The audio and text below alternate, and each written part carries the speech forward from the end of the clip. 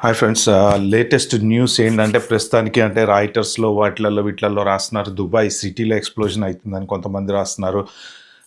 దుబాయ్‌లో ఏవి missiles towards Dubai అని చెప్పేసి రాస్తున్నారు. మరి ఏది ఎంతవరకు నిజమో, ఎందుకంటే కొన్ని అన్‌కన్ఫర్మ్డ్ సోర్సెస్ ఉంటాయి. కొన్ని ఈ రకరకాల ఇప్పుడు లోకల్‌గా ఎవరన్నా ఫోన్ చేసి న్యూస్ ఏజెన్సీకి ఏదన్నా చెప్పారంటే వాళ్ళు రాస్తుంటారనమాట. సో, మోస్ట్ ప్రాబబ్లీ ఏదో సంథింగ్ ప్రస్తుతానికి జరుగుతుంది. ఎయిర్‌పోర్ట్ గూడా కొంచెం కొంత ధ్వంసమైంది. అది ఇది అని జెప్పేసి అంటున్నారు. మరి న్యూస్‌లో మాత్రం విపరీతంగా వస్తున్నాయి. బట్ దుబాయ్‌లో ఉండేవాళ్ళు ఎవరైనా సరే ప్రస్తుతానికి మీరైతే జాగ్రత్తగా ఉండండి. ట్రావెలింగ్ చేసేవాళ్ళు ఎవరైనా సరే, ఒకవేళ మీకు ఇన్సూరెన్స్‌లు గనక ఉండుంటే మాత్రం మీరు ఎయిర్‌పోర్ట్ నుంచి గానీ, హోటల్స్‌కి గానీ ఎక్కడికన్నా ఎళ్ళినా, ఏమన్నా తిన్నా ప్రతి రిసిప్ట్ అయితే తీసి పెట్టుకోండి. ఇన్సూరెన్స్ లేకపోతే అట్‌లీస్ట్ ఏమైనా ఆన్‌లైన్‌లో ఇప్పటికైనా ఇన్సూరెన్స్ కొనడానికి పాసిబిలిటీ ఉందా చూసుకోండి. ప్రస్తుతానికి అన్‌సర్టెనిటీ అయితే చాలా ఘోరంగా ఉంది. తెలీదు. అబుదాబిలో గూడా ఏవో రిపోర్ట్స్ వచ్చినాయి ఇవాళ. సో, మొత్తానికి పరిస్థితి అయితే కొంచెం అంత చెప్పుకునేంత గొప్పగా లేదు. ఫ్లైట్స్ ఇప్పుడు మళ్ళీ రెజ్యూమ్ అవ్వాలి అంటే అట్‌లీస్ట్ 1, 2 డేస్ అయితే పడతది. ఎందుకంటే దుబాయ్ ఎయిర్‌పోర్ట్ గూడా ధ్వంసమైంది అని జెప్పి న్యూస్‌లో రాశారు. మరి అది ఎంతవరకు కరెక్ట్ తెలీదు. ఎందుకంటే ఈ ఎయిర్‌లైన్స్ అన్నీ మళ్ళీ స్టార్ట్ అవ్వాలి. ఈ హీట్ చల్లారాలి అంటే ఒక 2 డేస్ అయితే పడతది. ఇవాళ మళ్ళీ కొత్తగా వచ్చిన న్యూస్ ఏంటంటే ఇరాన్ ఆయన ఎవరు ఆర్మీ అధ్యక్షుడు చనిపోయాడు. మొన్ననేమో సాటర్డేనేమో చనిపోలేదని, లేకపోతే ఇప్పుడు చనిపోయాడని ఇక రకరకాల వార్తలైతే విపరీతంగా వస్తున్నాయి. కాబట్టి ఎక్కడోళ్ళు అక్కడ సేఫ్‌గా ఉండండి. ప్రస్తుతానికి ట్రావెలింగ్ అయితే ఎవరు మోస్ట్ ప్రాబబ్లీ మిడిల్ ఈస్ట్ వైపు ఎటువంటి ఫ్లైట్‌లు కూడా లేదు. ఎందుకంటే మిడిల్ ఈస్ట్ వచ్చేసి చాలా పెద్ద important west Asia important base అనమాట అది. ప్రపంచానికి ఎటువైపున దగ్గర దగ్గర 290, 300 డెస్టినేషన్స్‌కి ఎమిరేట్స్ ఫ్లైట్స్ వెళ్తా ఉంటాయి ఎవ్రీ సింగిల్ డే.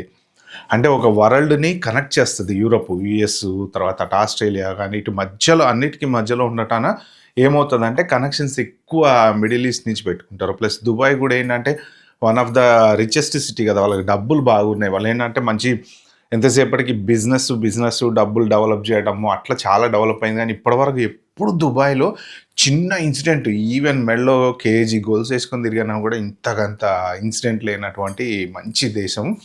బట్ ఇప్పుడు సడన్‌గా ఇలాంటివి వింటుంటే కొంచెం ఎట్లనో ఉంది. బట్ ఎవరైనా సరే మీ ఫ్యామిలీస్ గానీ ఎవరైనా స్టక్ అయ్యి ఉంటే అట్‌లీస్ట్ ఇప్పుడు అమెరికాలో నేను నిన్న 2, 3 మెసేజ్‌లు చూసాను. ఏంటి అంటే మా ఫ్యామిలీ స్టక్ అయిపోయారు అక్కడ పిల్లలతోటి, వాళ్ళతోటి, వీళ్ళతోటి అని. ఏదైనా ఇన్సూరెన్స్ తీసుకునే చాలామంది ఇన్సూరెన్స్ తీసుకోరు. ఇన్సూరెన్స్ తీసుకునే పాసిబిలిటీ ఉంటే ఇప్పటికైనా తీసుకోండి.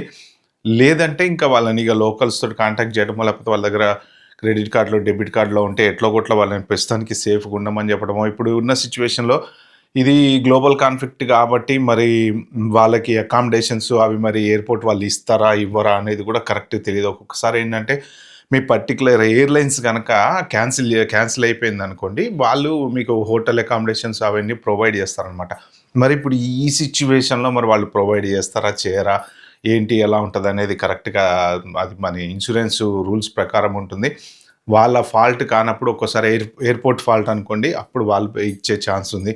మరి ఇలాంటి సిట్యుయేషన్‌లో మరి వాళ్ళకి అందరికీ హోటల్స్ ఇవ్వాలి అంటే అంతా గవర్నమెంట్ ఎయిర్‌లైన్సే భరించాలి గదా! బట్ ఇస్తారో ఎవరో తెలీదు. ఒకవేళ గనక మీరు ఇన్సూరెన్స్ క్లెయిమ్ చేసుకున్న వాళ్ళు ఉంటే మాత్రం మీరు గుర్తుపెట్టుకోవాల్సింది ఏంటంటే, ప్రతి చోట రిసిప్ట్ తీసుకోండి. కాఫీ తాగినా, టిఫిన్ తిన్నా, హోటల్ చెక్ ఇన్ అయినా, చెక్‌ఔట్ అయినా. ఎందుకంటే వాళ్ళు రిసిప్ట్ లేకపోతే వాళ్ళు ఇవ్వరనమాట. నేను అక్కడికెళ్ళా £10 ఖర్చయింది, $10 ఖర్చయింది, దిరమ్స్ ఖర్చయింది అంటే ఇవ్వరు. సో, ఏదైనా సరే ప్రతి చిన్న దానికి గూడా మీరు రిసిప్ట్ అయితే తీసి పెట్టుకోండి. ఈ ఎంబసీస్ మన ఇండియన్ ఎంబసీస్ వాళ్ళు కొన్ని కాంటాక్ట్ నంబర్స్ ఇచ్చారు. ఒకవేళ మీకేమన్నా ఇష్యూస్ ఉన్నా ఎక్కడికక్కడ ఇండియన్ ఎంబసీ వాళ్ళకి ఫోన్ నంబర్స్‌కి ఫోన్ చేయండి. నేను వీలైతే ఇక్కడ స్క్రీన్ షాట్ డిస్‌ప్లే చేస్తాను నేను మీకు. సో, మీరు వాళ్ళనైతే కాంటాక్ట్ చేయండి ఏమన్నా ప్రాబ్లమ్స్ ఉంటే. Stay informed, stay safe.